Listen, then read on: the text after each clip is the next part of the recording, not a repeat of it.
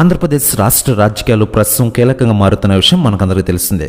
ముఖ్యంగా జనసేన అధినేత పవన్ కళ్యాణ్ గారు ప్రస్తుతం కీలకంగా మారుతున్నారు ఆంధ్రప్రదేశ్ రాష్ట్ర రాజకీయాల్లో. పవన్ కళ్యాణ్ గారు జనసేన పార్టీ తరపున ఆయన ప్రచారాలు ప్రారంభించేశారు. ఇకపోతే చంద్రబాబు గారితో కలిసి పవన్ కళ్యాణ్ గారు ఢిల్లీ వెళ్తున్న విషయం మనకందరికీ తెలిసిందే.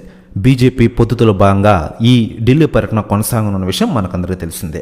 ఇక ఇదిలా ఉండగా టీడీపీ జనసేన కూటమి పొత్తులపై మోడీ గారు తాజాగా స్పందించారట. ఆయన మాట్లాడుతూ, ఆంధ్రలో తెలుగుదేశం జనసేన కూటమితో కలిసి వస్తున్నాం, ప్రజలకి మంచి పాలన అందిస్తాం, నేను మాత్రం పవన్ కళ్యాణ్ కోసమే తెలుగు రాష్ట్రంలో పొత్తు పెట్టుకుంటున్నా అంటూ షాకింగ్ కామెంట్స్ చేశారట మోడీ గారు.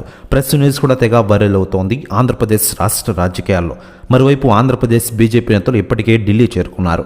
ఆంధ్రప్రదేశ్ బీజేపీ చీఫ్ పురంధరశ్రీ గారితో పాటు సోమ్ వీర్రాజు కూడా ఇప్పటికే ఢిల్లీలో ఉన్నారు. ఈ నేపథ్యంలో చంద్రబాబు గారు కూడా అస్సాంకు వెళ్తూ ఉండడంతో ఆంధ్రప్రదేశ్ పాలిటిక్స్ మొత్తం ఢిల్లీకి షిఫ్ట్ అవుతున్నాయి. బీజేపీ పెద్దలు స్థానిక నాయకత్వంతో సంప్రదింపులు జరిపిన మీదటే చంద్రబాబు గారితో పొత్తు విషయంపై చర్చించినట్లు తెలుస్తోంది.